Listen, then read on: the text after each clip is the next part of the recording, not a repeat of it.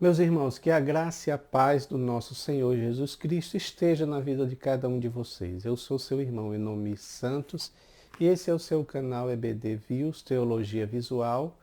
Conforme sempre nós informamos aqui, é um canal que procura mostrar um tipo de abordagem que ajuda no ensino processo aprendizagem, mais voltado para a criação de gráficos, ilustrações, para que assim a aula possa ser melhor compreendida pelos nossos alunos. Meus irmãos, nós estamos estudando nesse trimestre, primeiro trimestre de 2023, a, a lição Aviva a Tua Obra, tá?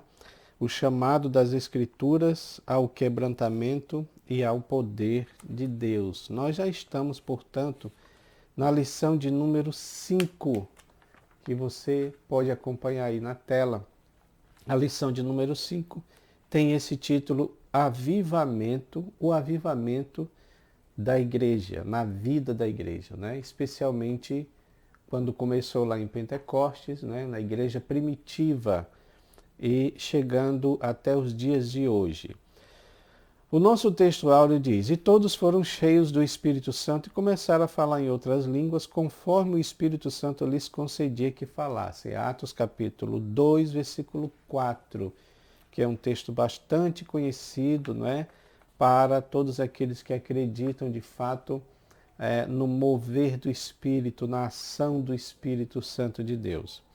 A verdade prática diz: ao longo dos anos a igreja experimenta avivamentos por meio do batismo no Espírito Santo e da atualidade dos dons espirituais, visto que nós vamos estudar também nesta lição sobre a atualidade dos dons espirituais, já que há movimentos contrários a isso, não é? Que são os cessacionistas, que dizem que o mover do Espírito, os dons espirituais, as línguas espirituais ficaram para o passado, que não tem uma continuidade. E nós vamos ver, através de textos bíblicos, que não há nada e nem ninguém que tenha autoridade para impedir a ação do Espírito Santo nos dias de hoje. Tudo bem?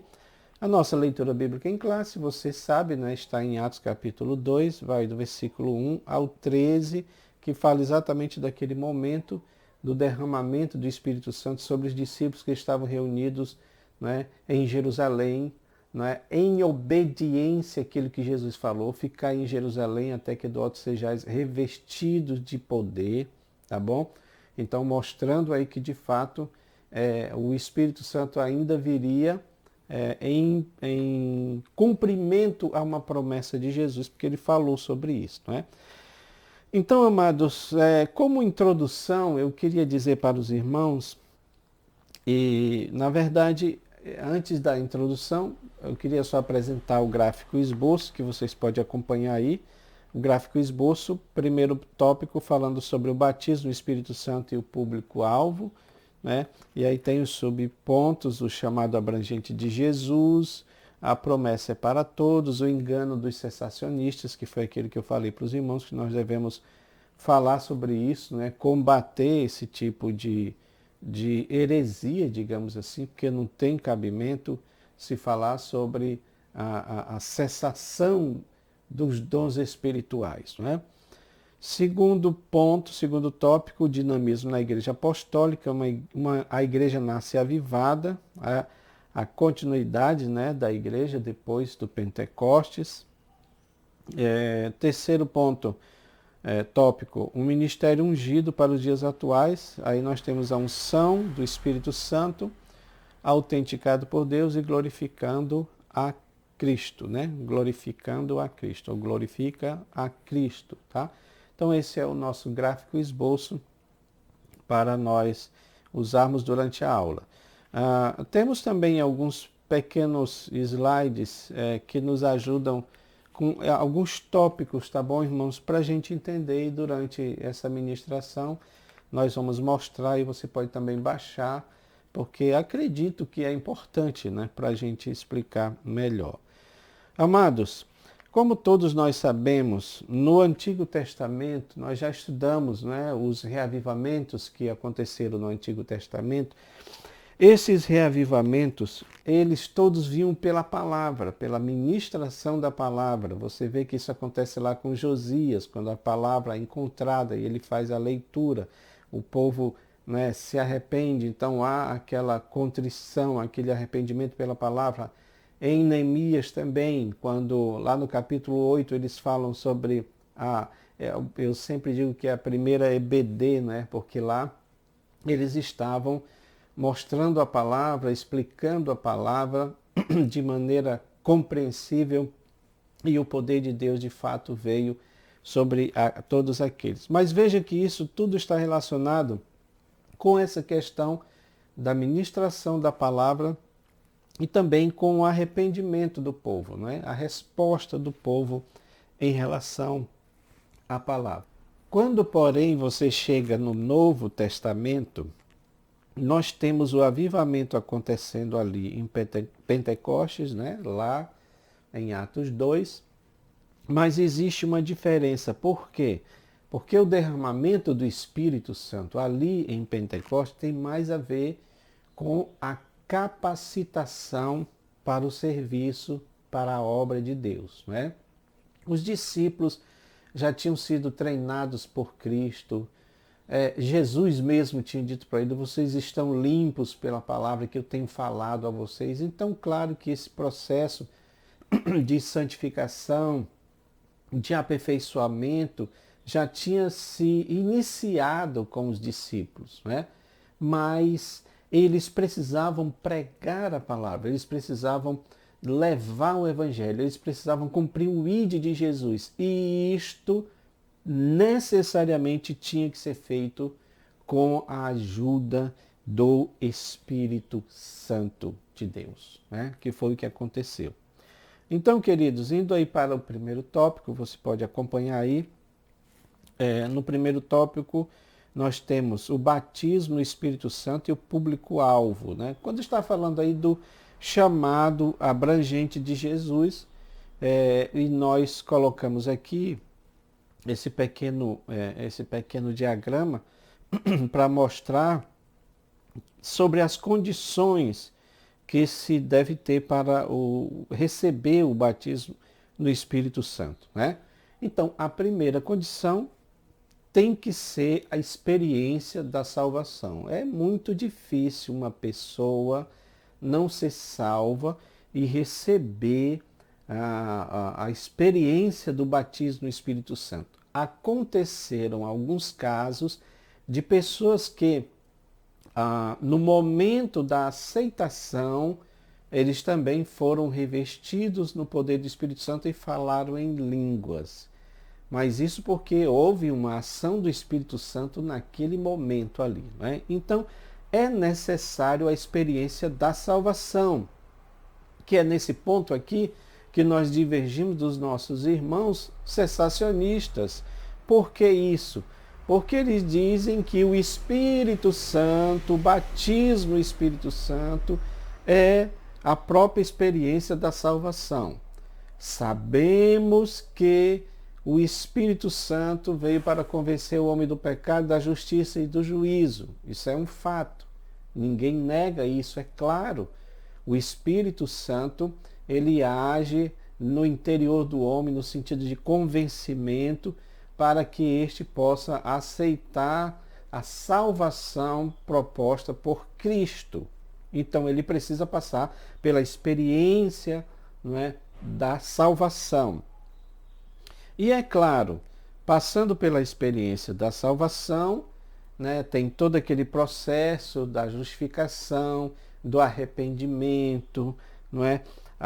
Da santificação, da perseverança, que todos nós sabemos que precisa existir, tá?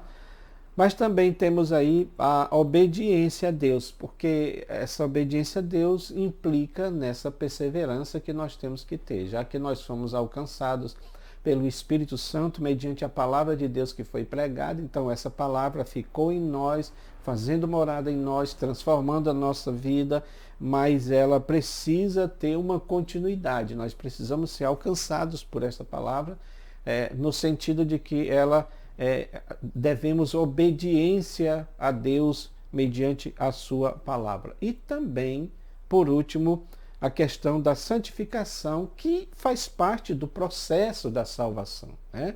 Estudamos sobre isso, a salvação inicial, posicional, aquela salvação aquela santificação posicional, aquela santificação do cotidiano, da atualidade, do momento em que nós vivemos, né? A santificação futura, que é quando nós seremos glorificados, né? Ela é manifestada através da glorificação, quando nós estaremos em um processo de santificação, de estatura de varão perfeito. Mas enquanto isso, o Espírito Santo está trabalhando dentro de nós esse processo da santificação, não é?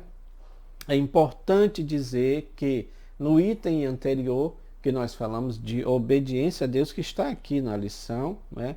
O que está envolvendo aí o início, digamos assim, deste fruto do Espírito trabalhando o nosso caráter.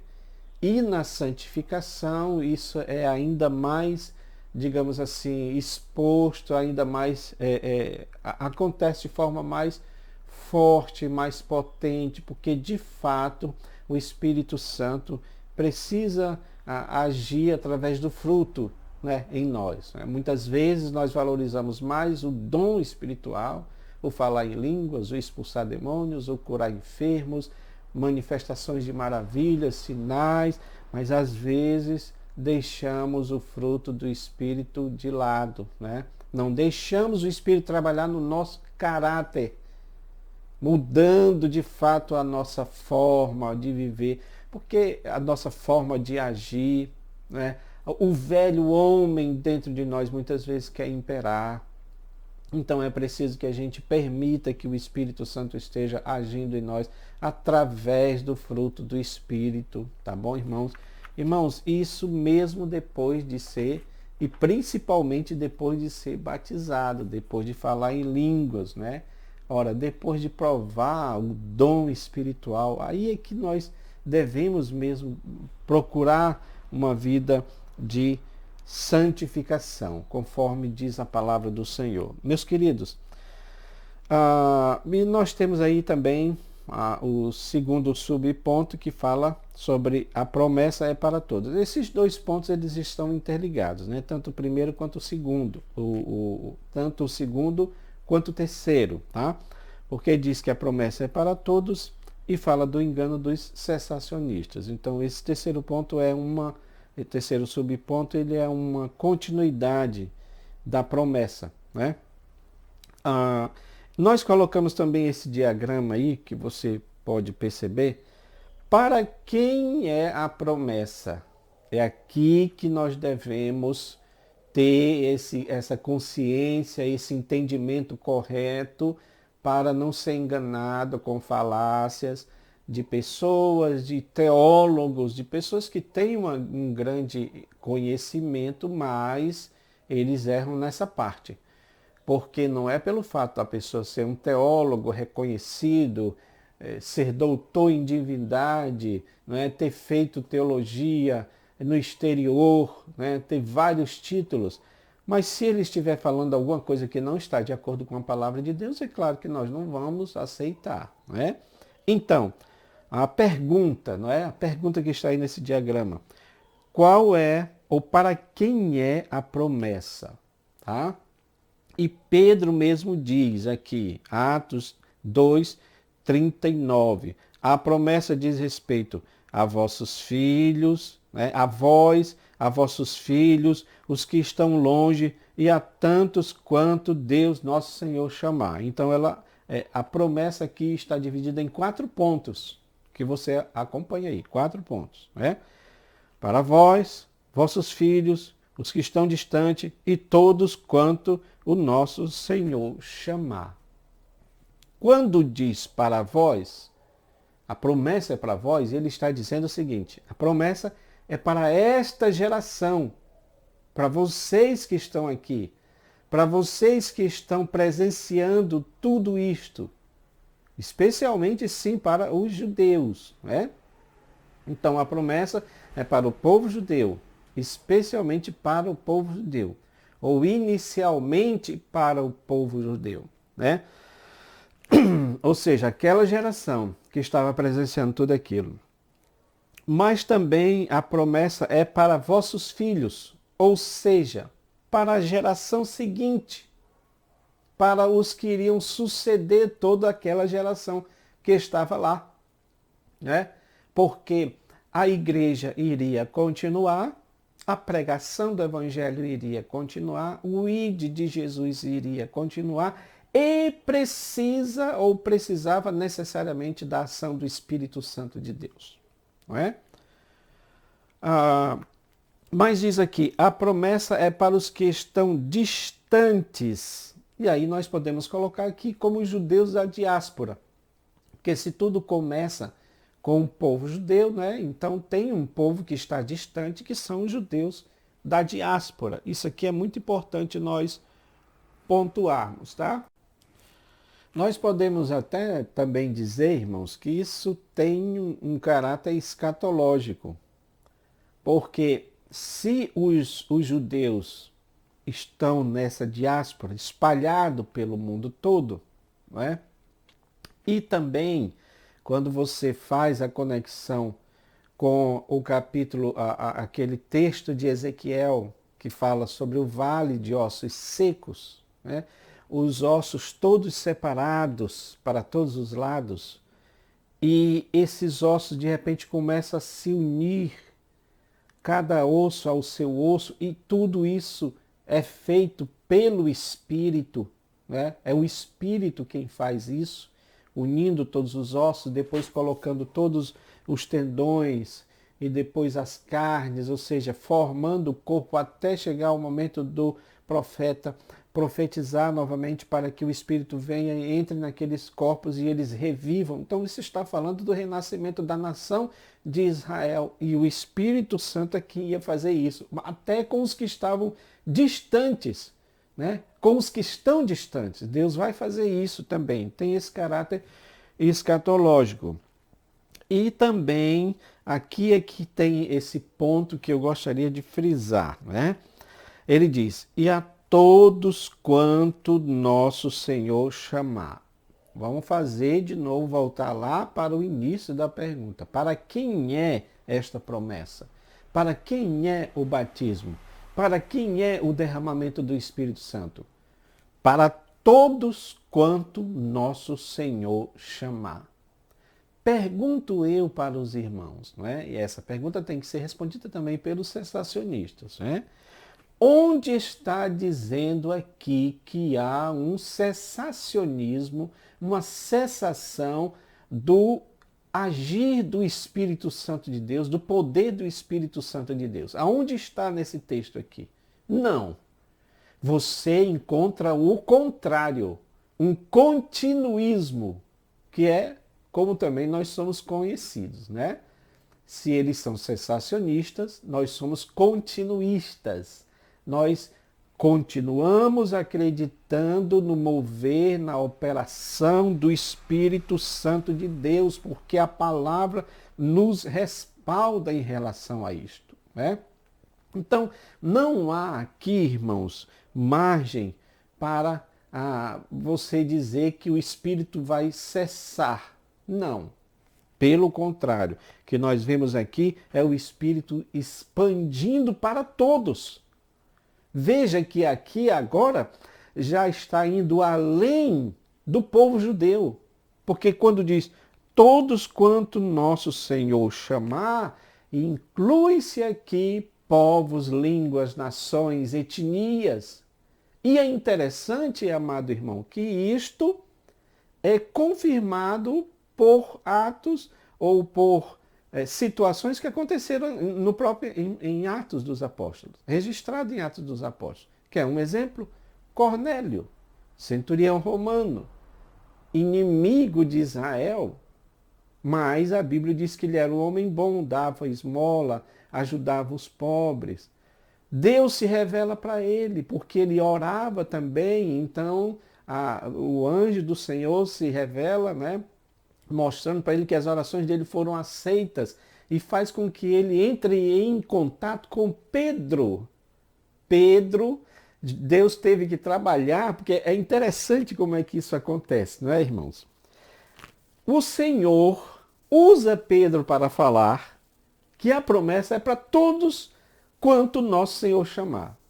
Mas ele ainda, na sua própria carne, ainda não entendia que o Espírito teria que se expandir para todos, em todas as eras. E aqui não está falando só veja que aqui não está restringindo a espaço geográfico, a tempo. Todos quanto nosso Senhor chamar. Deus queria chamar Cornélio, certo?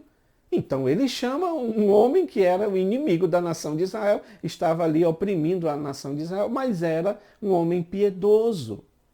Então o Espírito se revela a ele, né? Então esse chamado é para todos.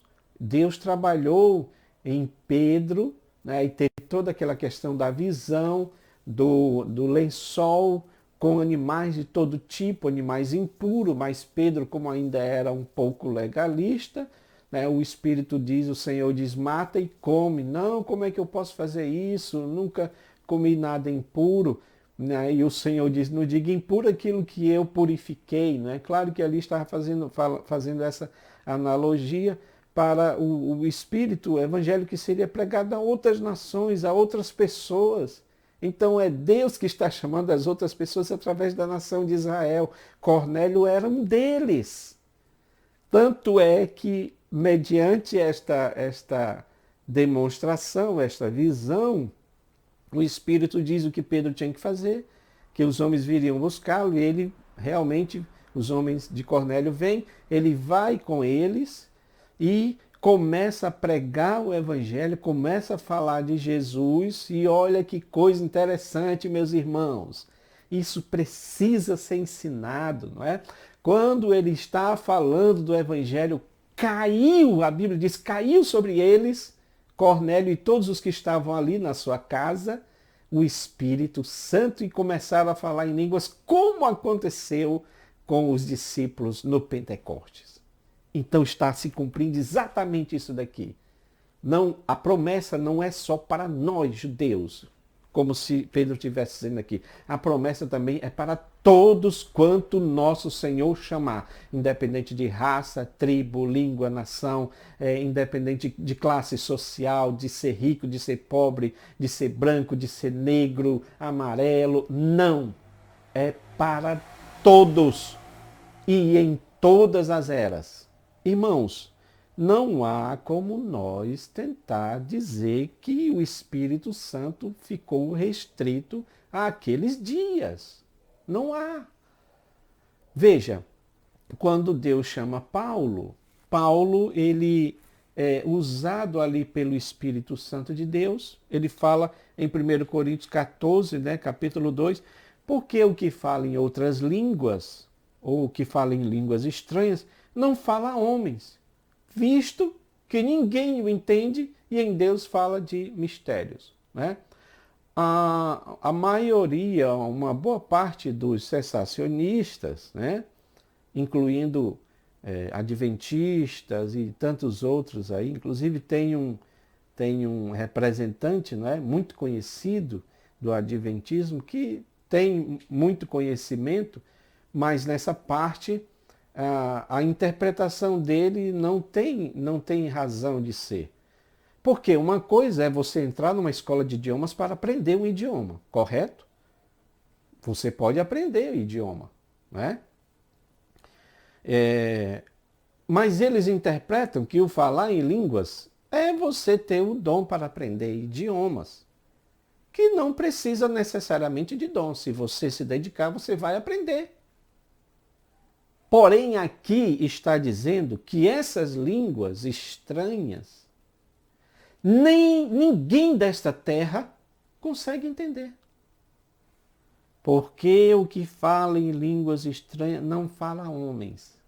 Ou seja, não fala para nenhuma nacionalidade, nenhum povo, nenhuma raça, nenhuma tribo.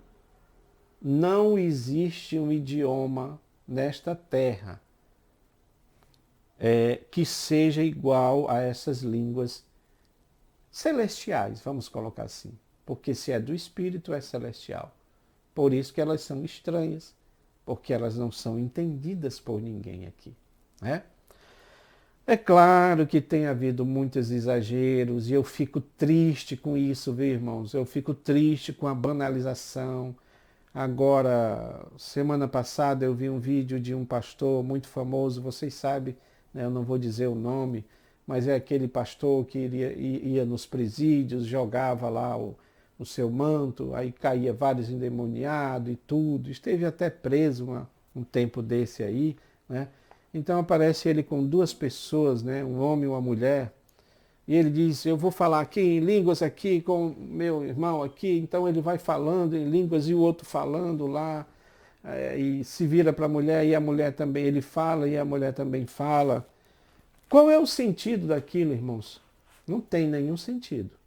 Porque a palavra de Deus diz que se não houver interpretação, e quando há interpretação é porque é uma profecia. Deus vai profetizar para a igreja e aí é necessário uma interpretação. Fora isso, o que é que a Bíblia diz? Cada um fale consigo mesmo e com Deus, porque as línguas é para edificação, não é para demonstração de uma pretensa espiritualidade. Esse talvez seja o problema, irmãos. As pessoas querem falar línguas estranhas hoje para passar uma espiritualidade. E infelizmente é assim.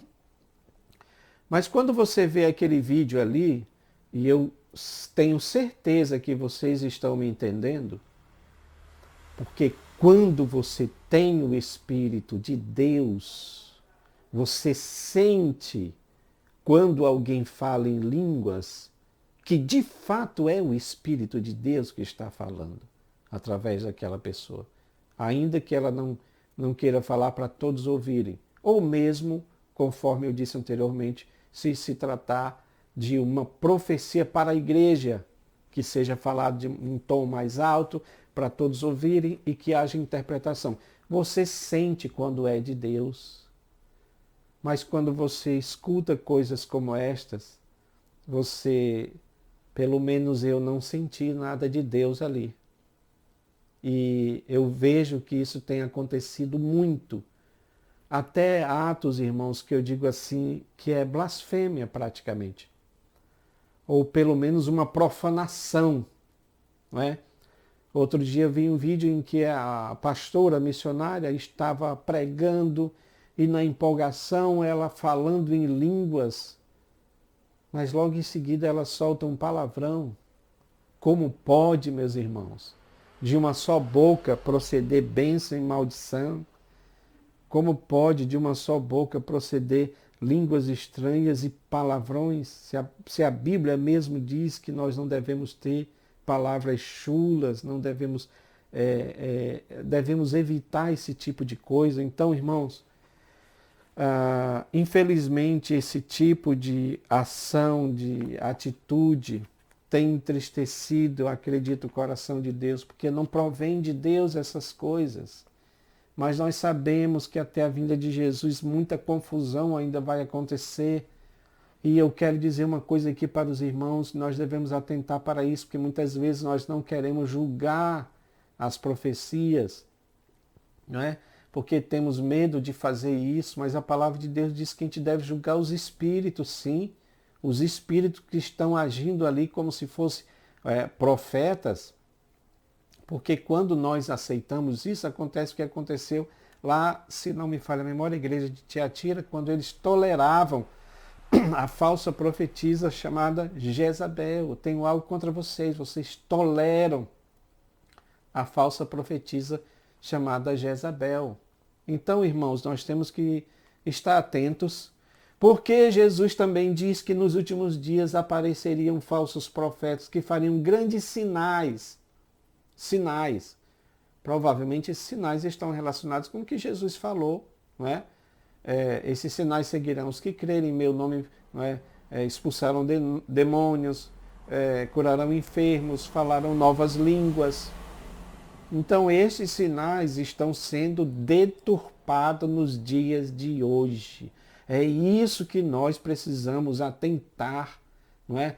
Para que haja uma separação do fogo santo de Deus para o fogo estranho, para o fogo profano, que não vem do Senhor, que não edifica a igreja de Deus. Glória a Deus por isto, né? Vamos lá, irmãos. O tópico de número 2, que fala sobre dinamismo na igreja apostólica. A igreja nasce avivada, né, que é o subponto 2, e depois vem a igreja no Pentecoste. Meus irmãos, a igreja nasce avivada, né? Eu coloquei aqui, e você vai acompanhar aí, o resultado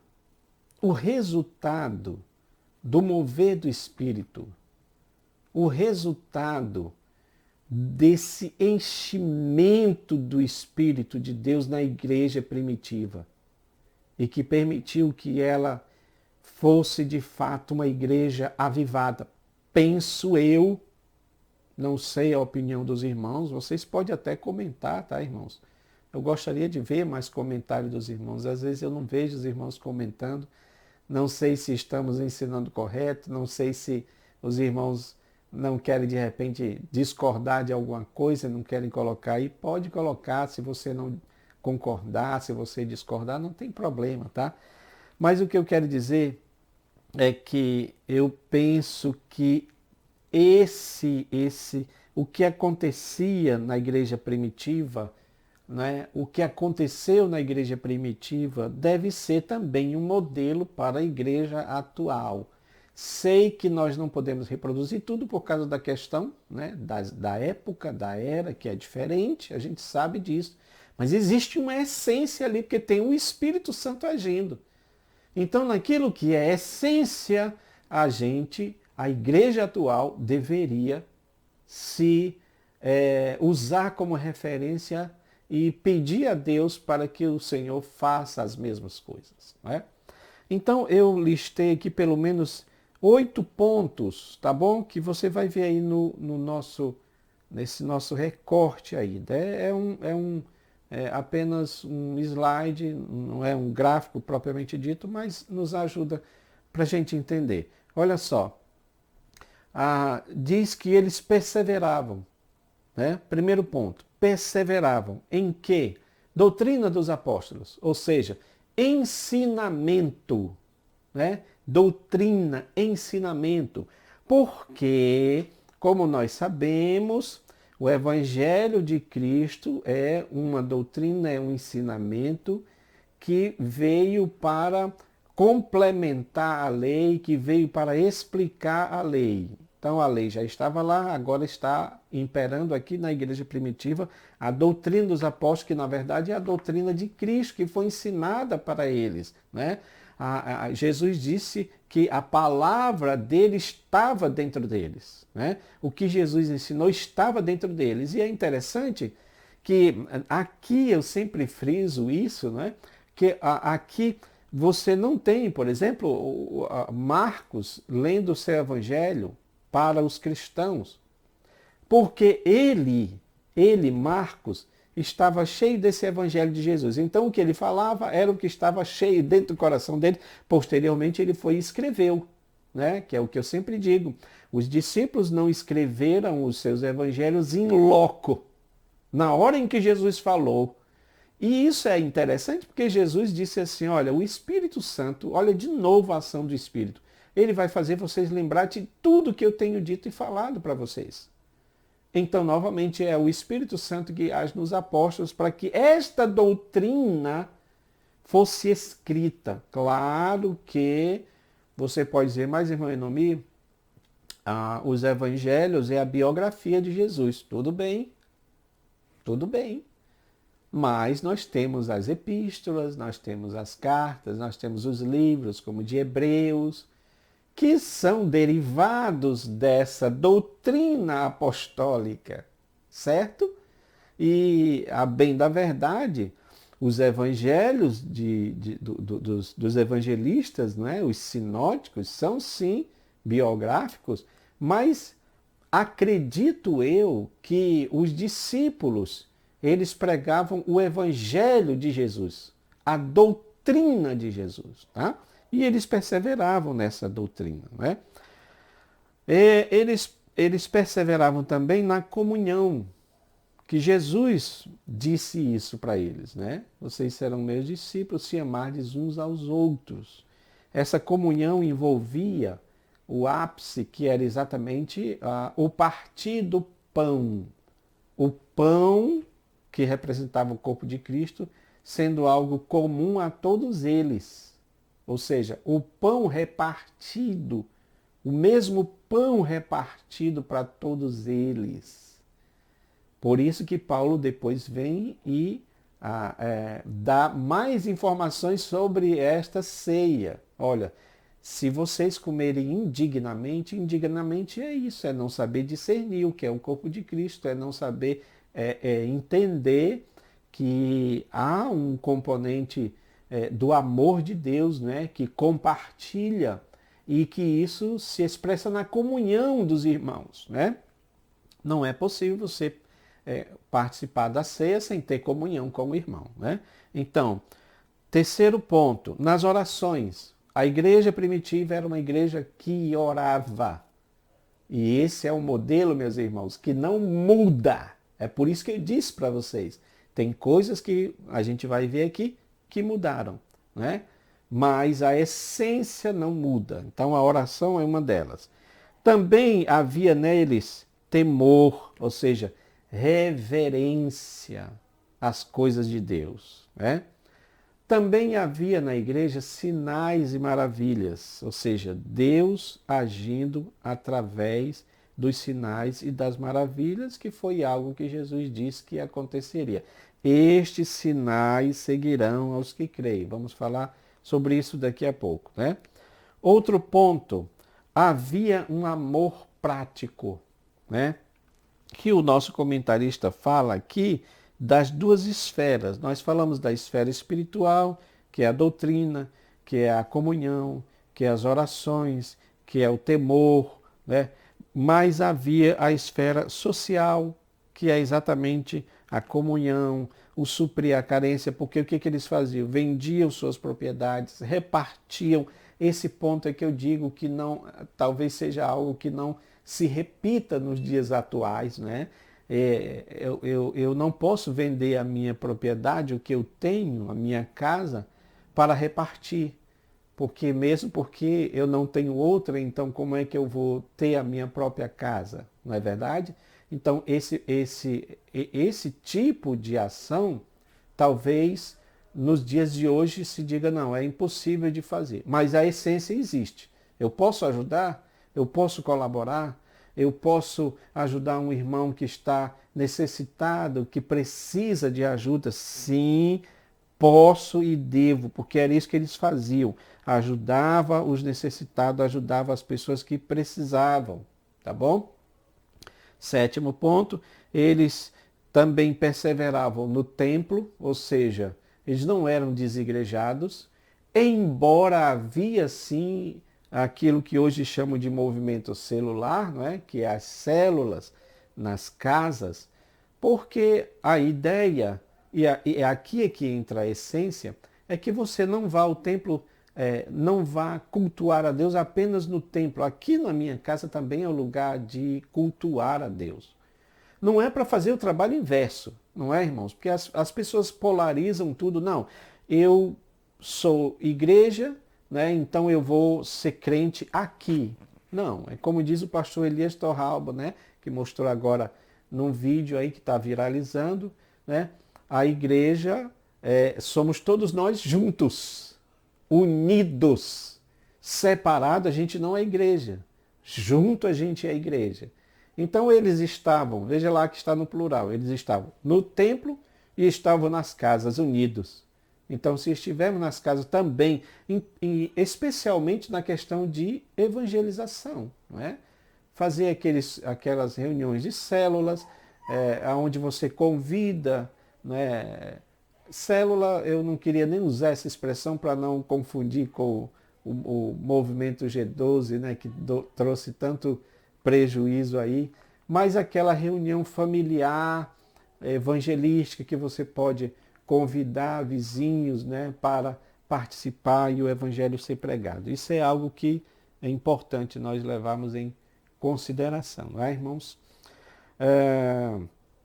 E eles estavam lá louvando a Deus, e o que chama mais atenção aqui no ponto 8 é que eles caíam na graça do povo, ou seja, por causa da atitude deles, o povo aceitava, não é? E isso era muito importante, né? Será que hoje, se nós fizermos essa pergunta, nós estamos caindo na graça do povo? Mediante as coisas que nós fazemos, mediante o que tem acontecido nos últimos anos, será que estamos caindo na graça do povo ou estamos sendo mais odiados pelo povo? É uma pergunta que a gente deve fazer para nós mesmos. Meus irmãos, para nós encerrarmos o nosso assunto, o tópico 3 fala o ministério ungido para os dias atuais, né? Então, está falando aqui da unção do Espírito, e está falando também aqui sobre autenticado por Deus, glorificando a Cristo, tá? Então, isso nos mostra que para que a obra de Deus seja levada, o Evangelho seja levado com poder, é necessário a ação do Espírito Santo de Deus, é necessário a unção do Espírito Santo de Deus nesses dias. Então, reforço aqui que essa ideia do cessacionismo, de dizer que o Espírito Santo ficou restrito à era apostólica, não é? É interessante que o texto que é utilizado, aquele texto de Coríntio, que fala sobre o amor, não é? Quando diz lá que havendo línguas cessarão, quer dizer, não tem como nós interpretar que aquilo tenha sido dito para aqueles dias, porque se está falando ali do amor que vai permanecer, se está falando da ação de Deus no homem através do amor, então isso significa que o Espírito Santo vai agir por todo o tempo, até mesmo quando tudo isso se consolidar, né? Então é preciso que nós sejamos honestos, porque não existe, conforme nós mostramos aqui, nenhum motivo para nós dizermos que ficou para os dias apostólicos, né? A ação do Espírito Santo. Pelo contrário, nós precisamos do Espírito Santo de Deus, da ação do Espírito Santo de Deus, operando a salvação, operando a expulsão de demônios, porque o mal está nesse mundo mesmo, né? Operando a cura, porque a cura mostra, né, que Deus tem interesse na nossa saúde, Deus não quer que a gente fique sofrendo, né? Então, por isso que ele cura, por isso que a ação de Deus através da cura do nosso corpo físico é atual, né? Precisamos orar por isso, não é? E eu quero, para encerrar, irmãos, apenas ressaltar um ponto que ele fala aqui sobre da ação do ministério autenticado por Deus, né? O nosso comentarista diz que o ministério ungido não se desenvolve apenas por intermédio de instrumentos formais, acadêmicos, dentro dos padrões hermenêutico, exegético, homilético da pregação. Sabemos que tudo isso é importante, né? Os irmãos que fizeram, né, seminário, universidades, né, teológicas, faculdades teológicas, sabem da importância da teologia. E hoje está crescendo bastante, né, a pesquisa quanto ao movimento pentecostal, né, um academicismo, né, pentecostal. E a gente sabe que isso é importante. Mas nós também devemos entender que precisamos ter cuidado com o formalismo, para que isso não se torne algo formal e assim nós venhamos a apagar o Espírito, né, irmãos? Inclusive, fizemos um texto aí que fala sobre isso, sobre apagar o Espírito, porque há uma discussão aí em torno disso, né? Que naquela era apostólica o Espírito estava agindo, mas nas eras seguintes, até mesmo no final do segundo milênio, né? Especialmente ali com William Seymour, é que você tem um reacender da chama pentecostal com a evidência do falar em línguas, né? Aquele avivamento da Rua Azusa. Dê uma lida lá sobre aquele texto. Eu sei que é um texto assim que talvez alguns não concordem, porque de alguma forma forçam uma ação do Espírito, especialmente no falar em línguas durante esse tempo. E a gente sabe que teve uma época da igreja chamada Era das Trevas, que a coisa ficou difícil. E nós não estamos dizendo isso, mostrando com isso que o Espírito é impotente. Não, senhores, pelo contrário. Nós estamos falando, escrevendo isso para nossa reflexão, porque o apóstolo Paulo disse mesmo, não extinguais, não apagueis o Espírito. Não é que o Espírito vai se apagar, mas é que nós, muitas vezes, com as nossas ações, e até essas ações formais, podem sim fazer o Espírito se retirar. Isso é algo que precisa ser falado, precisa ser ensinado nos dias de hoje para que o Espírito não seja apagado no seio da igreja. E eu creio que não vai, porque é uma promessa de Deus, mas tem muito fogo estranho, tem muito formalismo e tudo isso atrapalha a ação do Espírito Santo de Deus. Amém, meus irmãos, meus queridos? Eu quero agradecer vocês estarem nos ouvindo até aí, até esse momento. Baixe os gráficos, analise direito o que estamos falando, tire suas próprias conclusões e ensine, né, o seu aluno na unção do Espírito Santo de Deus, tá bom? Que Deus abençoe a vida de cada um de vocês, que Deus nos dê uma aula abençoada para a glória e honra do seu nome. Amém.